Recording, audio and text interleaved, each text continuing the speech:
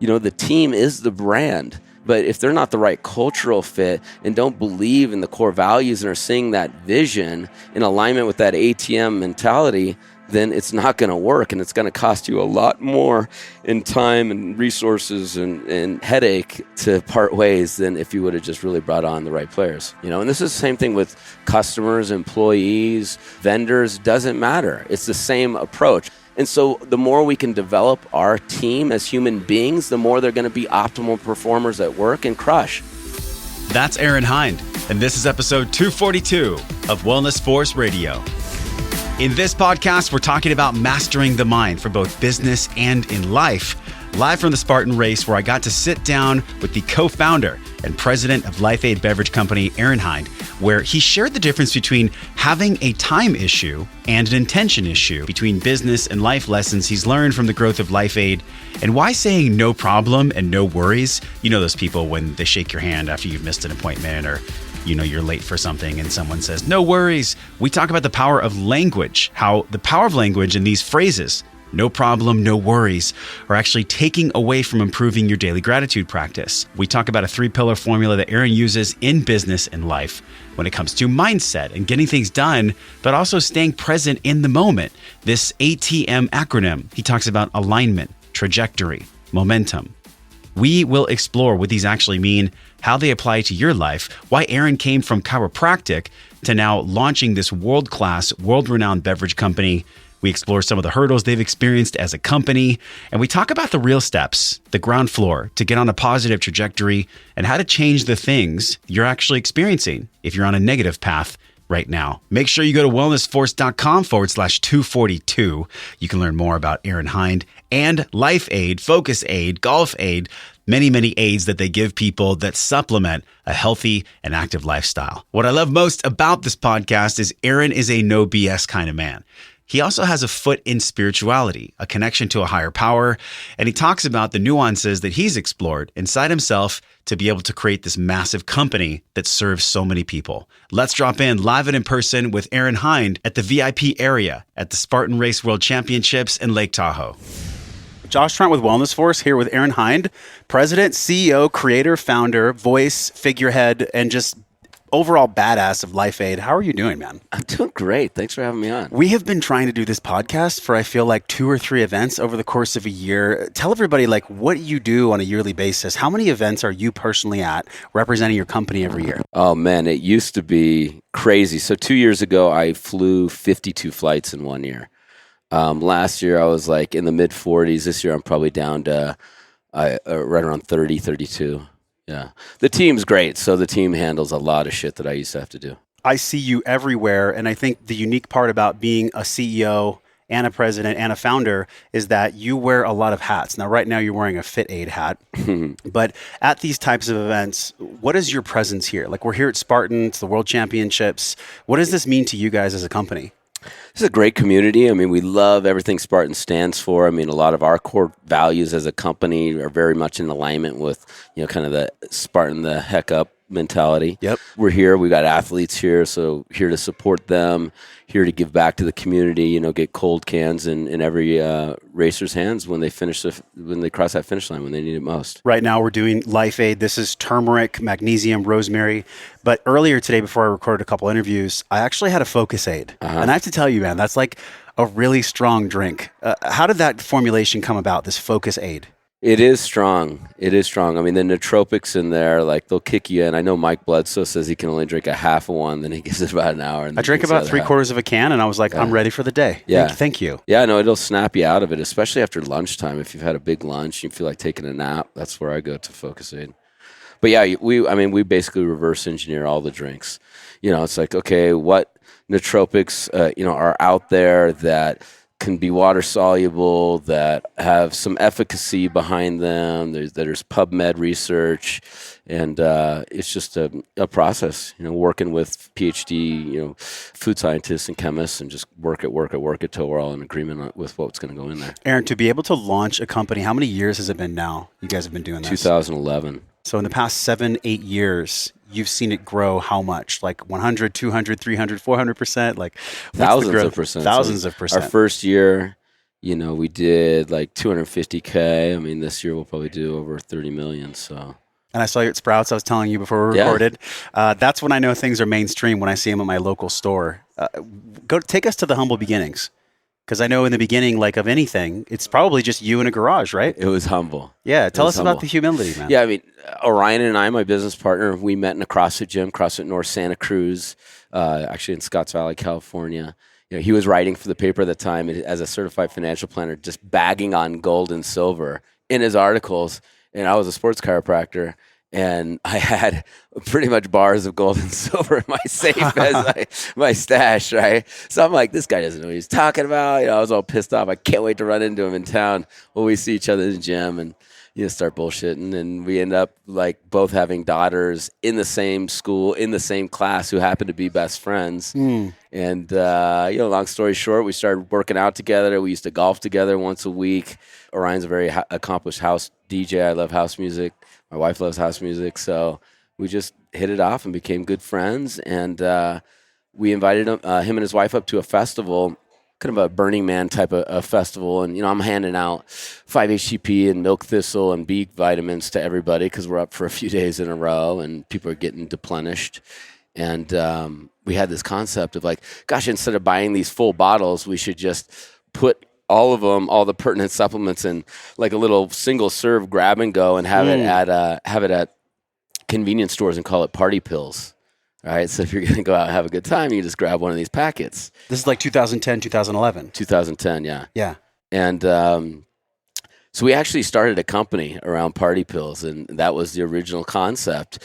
But as we started getting artwork going and formulations and talking to co-packers for the supplement company, we thought, if supplements in pill form were the way to go, no-dose, which I grew up on in the 90s, I didn't take it, but it was around the 90s, would be a massive billion-dollar company, and Red Bull wouldn't be what it is. So we're like, maybe we should put these in a drink. So that was the first concept, was a drink called Raverade, which we've now toned down to the modern day Party Aid, which some people know. And then on Orion's birthday in January 2011, we're like, well, if we're going to do Party Aid, like we go work out in the CrossFit gym, every week, why don't we do Fit Aid? And we golf, let's do Golf Raid. And over one weekend, we registered 80 domain names. We even got boneraid.com for $12, believe it or not. So. Well, I want to go back even further, though, because it sounds like you've, for maybe a big part of your life, had an interest in the medicinal and the healing properties of plants, supplements, nootropics. Like, how did you even get into that? Because that's kind of the underbelly of your company. Yeah, my whole life. I mean, I grew up in Santa Cruz, which is, very hippy-dippy, like very ahead of the time as far as naturopathic type medicine. And, so I grew up, my parents, I never was vaccinated. Was your mom a hippie, but like a very conscious one? She had all of us at home, home births. If we got an ear infection, we used to get minced garlic and olive oil shoved in there. I didn't even know people took aspirin or Advil for headaches until I got to college. It wasn't even part of my reality. So I grew up a certain way, and in college, I made money by selling supplements to all my friends. I set up wholesale accounts and sold supplements to all my workout buddies. And I've been a personal trainer for since the very beginning. So you were a trainer, but then into chiropractic. Yep. Was your passion for the power of plants and supplements still as strong in chiropractic, or did that change afterwards? No, absolutely. Yeah, the whole time, I'm just big on, nutrition, eating clean, healthy lifestyles. This is right when Zone was getting big and stuff like that. And I always knew, and just from my own body's reaction, this sugar thing is an issue. It's causing chronic inflammation in so many people, and people got to get active and get off the sweets, get off the sugar. You got to this place, I'm sure, in chiropractic where you're like, you know what? I don't want to do this anymore. Yeah. What was that for you? Well, I had been practicing 10 years, had a great practice, 30 new patients a month, all by referral. I only was putting in 25 hours a week in the office, $350,000 gross, never grossed under that in 10 years. So it was a great practice. It was about as good as it can get as a solopreneur and doing what I was doing and doing good work, right? Yeah. Doing really good work. Helping people, changing their lives through their body. I mean, there's so much mediocrity and unfortunately in my profession or my previous profession, as there is really in all professions. Yeah. But, I'm proud to say I was probably in top 1% just in my approach, very collaborative, worked great with the medical community. it was awesome. It was a great practice. I still really miss certain aspects of it. But at a certain point in time, you reach, your ceiling, and it's like, okay, where else is there to go? And that's, where my passion really started to turn towards Life Aid, because our vision of that future was so much greater and bigger than anything that I could visualize as a chiropractor. Has things changed with you and your co-founder? Orion is your co-founder? Orion, yeah. Has things changed and evolved with the two of you? Like, what have you guys learned together in the past 8 years? The market's changed so much in wellness and health. Well, I mean, just in our relationship, it's like being married, for 8 years. Business is kind of like a marriage. It's a marriage. So, yeah. I mean, in the early days, we had huge, blowouts and yelling matches, but it always came from a place like we want what's best for the company, right? Yeah. But now we have we've always had respect for each other, and we have a great working relationship, and we see the movement towards customized nutrition continuing. I think with what's available now with genetic testing and all these different tests you could do, microbiome, and I think your nutritional approach is going to get more and more personalized, more and more dialed in, and we want to stay on the forefront of that. So the delivery mechanism with liquid compared to solid food, let's talk about that. Yeah. Because the rapid delivery system of specifically, let's say, Life Aid, right? Yep. Talk to us about the recovery aspect and how there's the delivery of these nutrients versus eating it in a bar or something like that. Yeah, I mean, from just looking at supplements, a lot of people are taking supplements. I think it's 70% of the U.S. now take supplements. Supplements in pill form, the absorption rate has been studied. It's very low as 5%, as high as 30%, depending on what you look at. But liquid form, you're like over 85, 90%. So the absorption rate is there. The fact that there's slight carbonation, there's been some studies that show that aids absorption as well. That's why. Can we dig into that? I haven't heard that before. That's really fascinating. It really came around the alcohol stuff. Remember alcohol and like Four Loko and these companies getting demonized like 10 years ago, getting yanked off the shelf? I have to be honest, I never drank a Four Loko. I don't know what that is. Is that like a party beer? Yeah, exactly. Okay, I'm out of the loop on that one, dude. Yeah. But they were measuring that it was getting people jacked up way quicker. Oh. Yeah. So anyways, back to the healthy stuff. Yeah. We put an efficacious dose of the supplements in there. So, Life Aid, we've got turmeric in a decent dose. We've got magnesium, cayenne, ginger, all the natural anti-inflammatories, coming back to the sugar thing. Yep. Chronic inflammation leading to pretty much every freaking disease that's out there now. Yep. So how can we get a Diet Coke out of someone's hands, give them a Life Aid instead that's going to help out with the inflammation? And so all of our products, are catering to a different niche need. It's interesting because in the food industry, we see like Kraft and General Mills and all these big companies hiring hundreds of thousands, if not in the millions, of money invested into food scientists. Yep. And so with your company, I'm sure to prove the efficacy and also for these athletes that come to you and the people that want to consume your product, you probably had to do a lot of R&D when it comes to food scientists. What was that process like, at getting somebody from a scientific perspective to see this? Yeah, we work with a few food scientists. We have one at our flavor house. We have one at our supplement manufacturer. We have a chemist that we work with as well. And so just finding, right team of very, sharp, smart people that kind of understand what we're all about, what we're trying to do, and then getting feedback. So I'll usually kind of rough out a formulation, backing into, whatever need we're trying to fill, like Focus Aid, natural caffeine with nootropics, basically, Party Aid, 5-HTP, milk thistle, electrolytes. Yep. So we back into it, and then I'll send that out to them independently and say, hey, what do you think of this? Here's a dosage, here's why, here's the science to back up that dosage.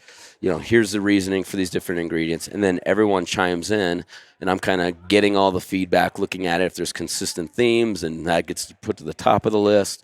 They say, oh, maybe try this supplement versus this. We need to make sure that it's bioavailable and that there's enough supply out there to scale it.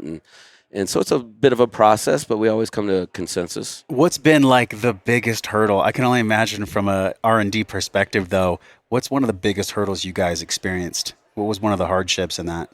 We've had key supplements, I can't remember which ones, that just you couldn't get before. And so if you can't get key supplements, remember, we're printing 202,000 blank cans at a time, unfilled cans. So if you can't put the ingredients that's on the can, you can't fill the product. So it's really challenging to have everything come into perfect alignment with this, from the can manufacturer to the supplement manufacturers to the co-packers, lining up with purchase orders, and it's challenging to manage all of that from a cash flow perspective. And I could also think we've interviewed a lot of CEOs and business leaders, and they're typically very driven. Mm-hmm. Obviously, you consider yourself to be very driven. When you're driven, though, there are sacrifices that you have to make from a family perspective, relationships, things like that. In creating your company, is there something that you really had to readjust? Have you made any mistakes with relationships as you've grown the company? Lots of mistakes. Yeah. Yeah, my wife could get on and do a whole podcast on that, I'm sure. Great question. So, yeah, back in 2011, 2012, 2013, really struggling to get traction. When I sold my practice, the guy that I sold to was the wrong guy. He basically tanked it in less than a year, stopped paying me. So, we lived very, very thin for a long, long time. And so stress around finances or lack thereof, flying 50 plus flights a year, you're gone every single week. So having young kids at home that don't get to see you, not doing all the little things that I used to do, to make my wife feel, nurtured and what got her to fall in love with me in the first place. Yeah. That has, I don't want to say it's fixed or it has totally changed, but my attitude towards it, because that's a scarcity mindset, right? Like I have to put all my time and energy into the business, therefore the family must suffer. And you see that over and over again. It's unfortunately that's a really common narrative. Theme. That's probably why you're asking me about it. Now, I don't look at it that way. I think you can have total abundance at work and total abundance at home as well, because it's not a time issue, it's an intention issue, right? And the problem is, for most of us entrepreneurs, when we got our 10 minutes with our kids at home, our mind is thinking about, oh crap, I got that meeting tomorrow, I got to reschedule this, I got to get that email out, right? So it's not intentional time. It's short time that's unintentional. Yep. And that's where the divide is created. Which leaves them super hungry for you. Correct. And it can create a lot of animosity over time because your spouse, who's been very supportive of you going on this endeavor, doesn't want to derail that. But at the same time, it's, taking small emotional withdrawals out of the bank account. And you can only do that so long until you get a negative balance, and then, shit hits the fan. How did you shift that, man? Because it seems like the stress of that would be cumulative. Yep. A lot of leaders, they'll deal with things until they absolutely have to. Was it a breaking point for you, or was there something you saw on the horizon where you got to change your approach to family and work and balancing the two? I wish it was the latter. Okay. Yeah, I wish it was the latter. Yeah. My wife had a couple serious talks with me, hey. And I realized, okay, that she's serious. Things need to change. And then I started looking at, my motivations and, do I want to succeed as a husband? Do I want to succeed as a father? Do I want this to be a long-term, meaningful thing? And the answer kept coming, yeah, I do. I don't want to be successful in this part of my life and completely fail over here. Yep. And then be miserable, So it's reverse engineering. What's it take to succeed? Okay, I've already experienced success, in my relationship. That's why we got married to begin with. So what do I need to start doing again? Being intentional with that time, doing all the little things that we all used to do that we get away from. And this is the same thing with customers, employees, vendors, doesn't matter. It's the same approach. I call it, we go to the ATM to get money out, right? Go to the ATM. Well, I think there's the ATM of life. And if you follow ATM, you will always have abundance, regardless of whether it's relationships, business, anything. The A being alignment, right?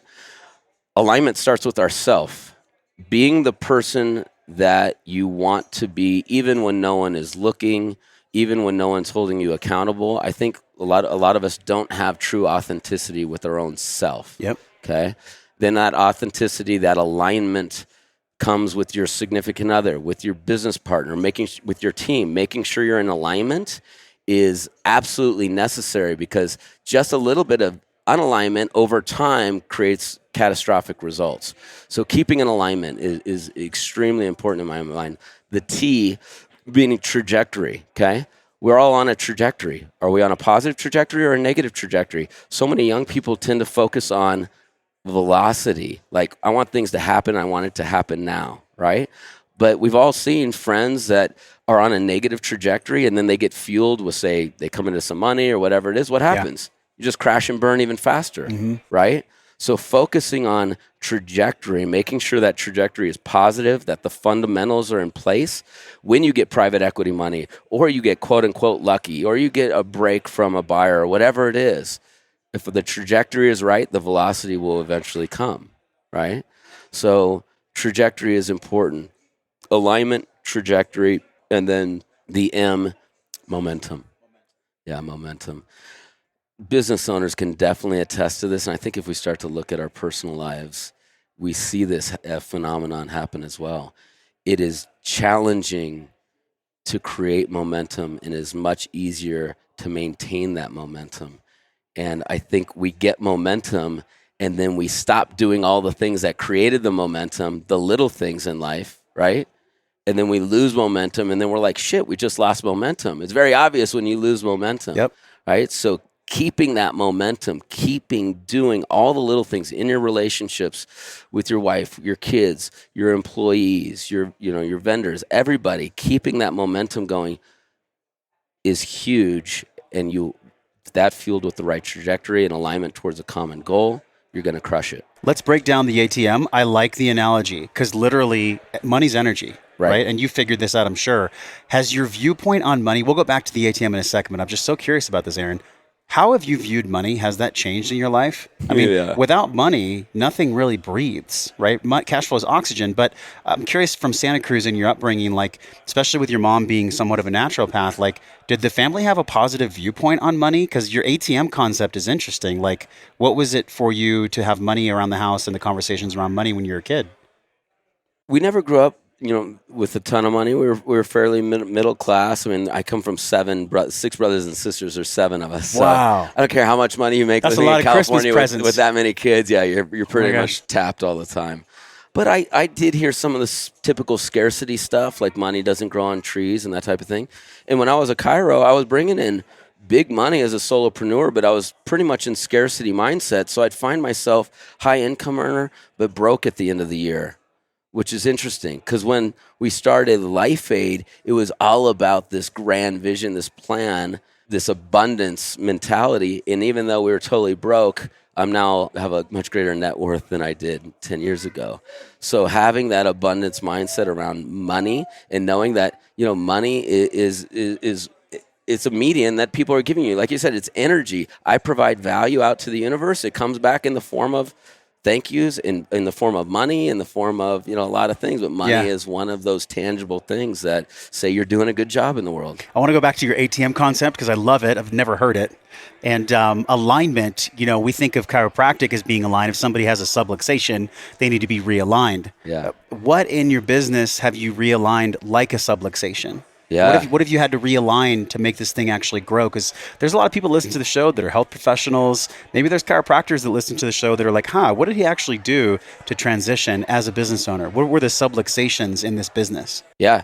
The subluxation was me, and That's honest. Yeah, because when there's just 2 of you and you're starting a company, you're doing everything. I'm in every investor pitch. I'm formulating. I'm in the art department. I'm the trash taker outer. I'm everything, right?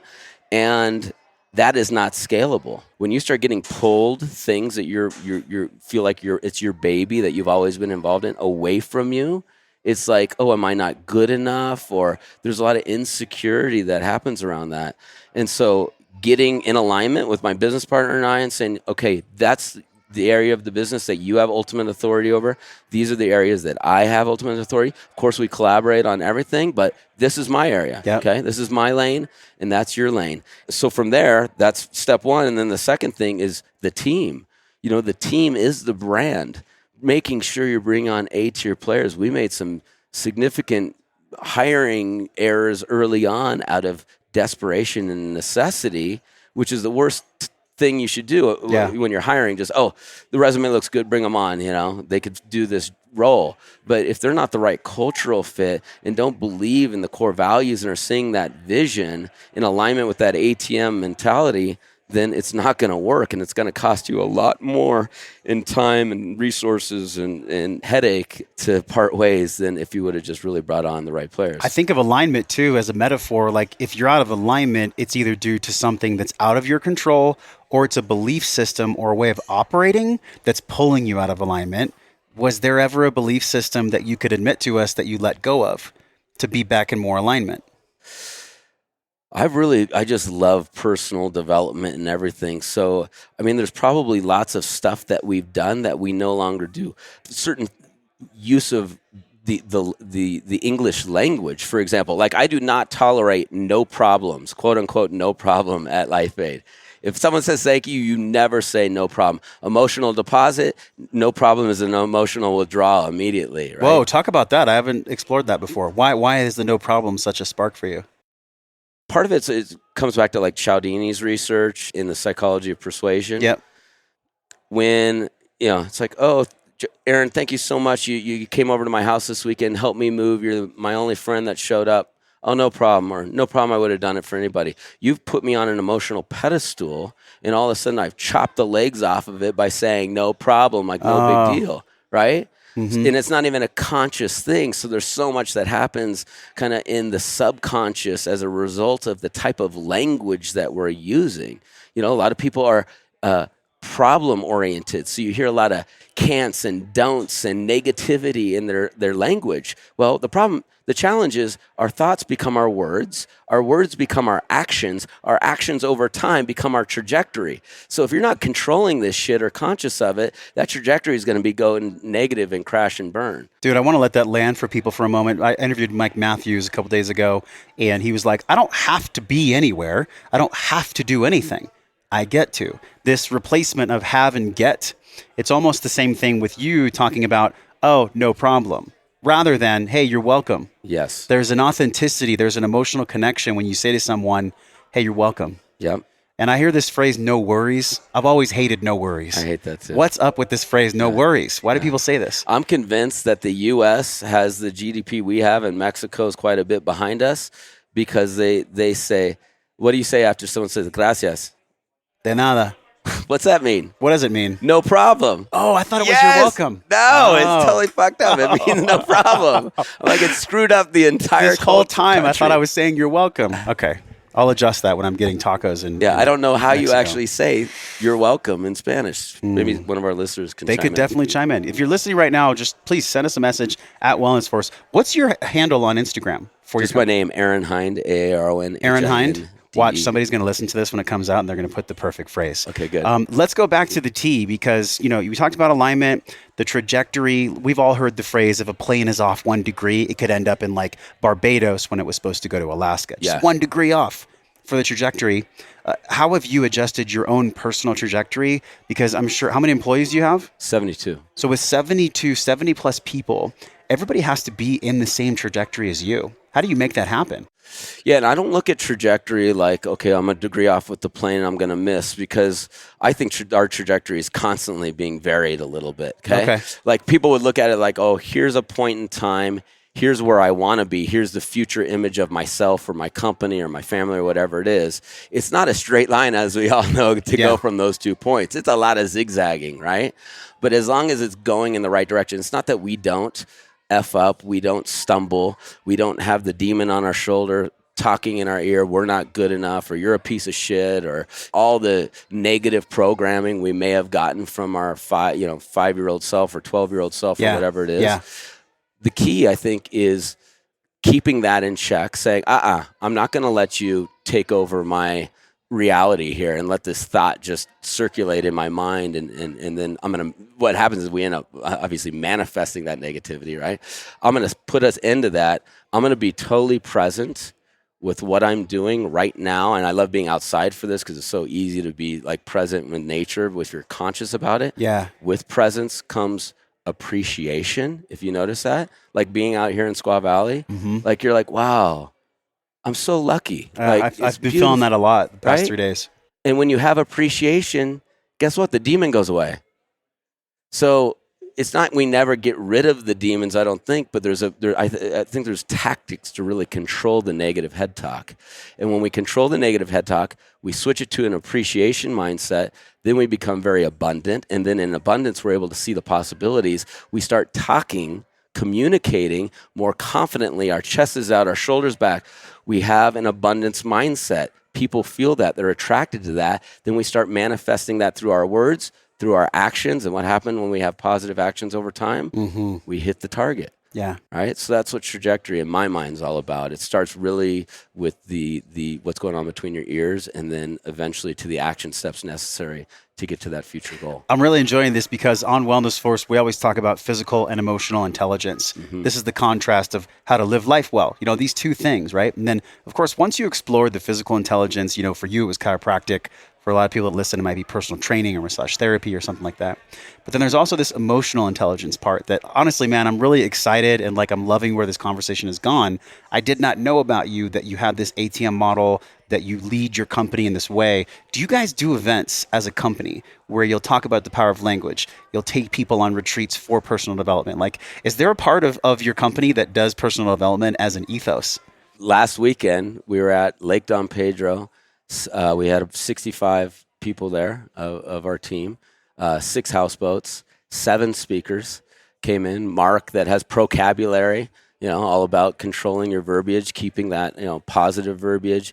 Lauren came in, who's worked for Tony Robbins for 20 years and spoke on communication. It was the incredible thing about this company is we had 3 people internally give talks that I just went up to a few weeks back and said, hey, I want you to do a talk at the retreat.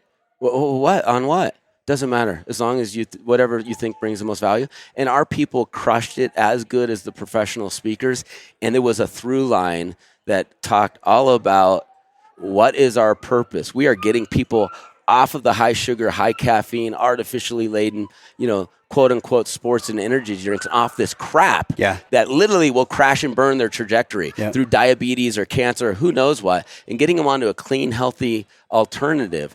And in that and doing that, and part of that mission, you know, we get to go out on houseboat trips and we get to have all this fun time together and live life, because there is no work life and personal life. It's just life. It's the same thing. It's life, right? And so the more we can develop our team as human beings, the more they're going to be optimal performers at work and crush. And couldn't be more proud of the 72 people we have working for us. I mean, they are all firing on all cylinders, 110%, and really putting it out there. And that's being seen in the growth of the company that we're experiencing. I did not know about your retreat. I'm glad I asked because I felt that from you. And this last part of your model is the M. This is the momentum. It's like, okay, we've aligned ourselves. We know that as a unit, whether it's like a family, by the way, a family is the same way, a business is the same way, a chiropractic practice, a personal training practice, everything has to have alignment and trajectory. But then the momentum, I think, is where, Aaron, a lot of people, like, they get hit up and they get kind of shooken, because creating momentum in the beginning of any endeavor can be challenging, even if you are aligned and you're on the right trajectory. How did you create momentum in a market that, you know, had a lot of drinks, and it still does, but yet I'm seeing you guys at Sprouts, you're here at Spartan. Like, how did you create the momentum? Well, it's like the coefficient of friction, right? Like pushing a heavy object is much more difficult getting it going than keeping it going. Totally. So for us, it was choosing a single target market created our momentum. You know, when we first launched, we tried to do what every beverage company does and, you know, get our product placement at your local grocery store. The problem is when someone's going into a 7-Eleven, they're in there for like 72 seconds. They know exactly what they're in there for, exactly what kind of drink they want. They go to that section, grab it, and they're out. It is not a great place for discovery of new products. So we were spending a lot of money getting no traction whatsoever, zero momentum. And it wasn't until, you know, I was over at Genius Network, and I think it was Dean Jackson told me, you know, you got to choose a single target market. You guys have 3 companies. We had Fit Party and Golf Raid at that time. You know, 3 different websites, 3 different target audiences, 3 different social media accounts. Like, we're doing outfit changes. I mean, we were just spread too thin. And he said, choose a single target market. We looked at the business, and even though Golf Raid was bringing in the majority of the revenue at the time, we saw the trajectory of Fit Aid and what it was doing specifically in the CrossFit channel, and we went all in on that, all in, pushed all the chips in, said, we're going to crush this in the CrossFit channel. And then we through direct marketing, we had a month where we open up 30 new gyms, record month. We're ringing the bell every day. The new gym opens. Then the next month we open up 100. Then we open up 200. And for a while we were at 250 a month. We had to stop the whole bell thing. It was too disruptive. But that's when I was like, all right, we got something now. Yeah. What do you think, looking back though, intuitively, like how did you make that happen? Was it just by going all into CrossFit? And then how did you even form those relationships? Because I don't think that's an easy world to just get into. Like you have to have a unique way in which you offer value. Right. So we basically follow the Red Bull model. I mean, you go to any bar in America, they're not giving you a monster vodka, right? That's true, yeah. It's like vodka Red Bull. It's still vodka Red Bull. Why is it vodka Red Bull? Because Red Bull put their refrigerator in every bar in America back in the early 90s. Okay. So we offered a free refrigerator to CrossFit gyms. And right at the time, they were only selling water they got from Costco. There was no other products or drinks in there. So by putting a branded FitAid refrigerator in those gyms and stocking it, we got a lot of discovery going. And then we aligned with some of the influencers in the space. You know, I started flying out. I met Mike Bledsoe from Barbell Shrugged, Christmas Abbott, Jackie Perez, Kenny Santucci, people that I'm still really good friends with to this day. Yeah. And we connected as human beings and had a good time hanging out. And the product and the business was secondary. It was like, well, you're cool and we really like it and we like what you guys are doing and the products are good. So yeah, let's get behind it. Yeah. And we got that initial, kind of legitimacy from a lot of those influencers and continued to work on making the product as good as possible. And then started taking off with this free fridge model in CrossFit. Something I've felt from you and your voice kind of picks up when you talk about it is sugar and soda. I can remember when I was a kid, I was raised on welfare. We were not a very positive vocabulary family about money. But what was always in the fridge was soda. And I think that's what led me to looking back. And by the way, I love my parents. I love my dad and my mom. I love you guys. Like, you did the best you could, and so did your parents. Yep. We all are doing the best we can. Yet, when I look back, there was always 2 to 3 2-liters of soda in the fridge. And I think about when I didn't want to feel an emotion, or when I was lazy, or when I just wanted to kind of occupy my thoughts, my monkey mind when I was a kid, I would go drink the soda. And I think the majority of our country is still dealing with that thing, like I dealt with in the 80s and 90s as a kid. How does your company, how does FitAid and LifeAid address specifically getting the soda, getting the sugar out of kids' hands, out of parents' hands, and putting in more of a natural beverage? We're doing really well in middle America. Like, this isn't just a coast thing anymore. People are waking up. Kids are getting type 2 diabetes earlier, than ever. They're getting adult onset diabetes now at 11, 12 years old. Yeah. The options are get on medications that probably won't help you that much and could make a lot of things worse, or change your lifestyle. And so I'm proud to say that carbonated soft drink sales in this country have been declining for several years now and continue to decline. Consumers are expecting more. We got 70% of consumers now read labels before they purchase something. So greater transparency, less sugar. This demonization of fat has kind of gone away. Now there's healthy fats and there's value there. Yeah. And so just the general education around basic nutrition, I think, is really improved now that some of the big food companies have been found out about, this marketing campaign they did on, anti-fat, pro-sugar is not the way to go. Yeah, there was a bunch of records that were found in a basement when the Ansel Keys, the hypothesis around fat being the culprit and sugar is this healthy thing, was paid for by the Sugar Board. Right. The Sugar Advisory. And that's legitimate science. No conflict of interest. Yeah, no whatsoever. conflict of interest at all. Yeah. So, dude, this has been so fun. I've really enjoyed getting to know you. I knew you had some depth, but I didn't know that your personal development depth went that deep as a company. Where can people actually consume the product? And are you doing anything special at the Spartan race? Yeah, at the Spartan, we're getting an ice cold can of our FitAid SKU in everyone's hand right when they cross the finish line. So it's always great, when they need it most. We're also sampling our other stuff. But, always the best spots to go to the website, LifeAid, AID, lifeaidbevco.com. Or check us out on social. All of our different blends have their own social handles, but FitAid's our biggest, at FitAid on Instagram. Cool. Yeah. Now, can people actually message you? Do you have enough time and resources if somebody wants to ask you questions? I try to respond to everybody's question via email, text, and I do take phone calls with young entrepreneurs because I wouldn't be here if it wasn't for mentors. So, Aaron, this has been wonderful, man. Last question for you, and it's this intersection that I already mentioned, this emotional intelligence, your basic background, a huge background actually in chiropractic, and then also emotional intelligence, the things you do for your company. In the center of that, there's wellness. How would you define wellness? How does Aaron define wellness in his life? What does that mean to you to be well? I think wellness, we look at it from multi-dimensions: physical, spiritual, emotional, relationships. And what can and so we kind of rate ourselves on a 0 to 10 scale in each of those categories. And anywhere we're falling short, what resources, tactics, attention can we deploy to get back in alignment so all of those areas are firing on a 10? And it's not easy to do. I mean, I think we're always somewhere. I like to try to be on a wavelength that's 8, 9s, and 10s, but sometimes I'll drop to a 5 in a certain area, and then I get reminded of it usually by someone or something, and it's like, oh, time to put some resources towards that. So. It's almost as if you're doing like a wellness inventory of those categories you mentioned, like which one's full, which one's empty. How often do you do that inventory for you? Fairly regularly. It's part of my morning routine, when I get in kind of a meditative state.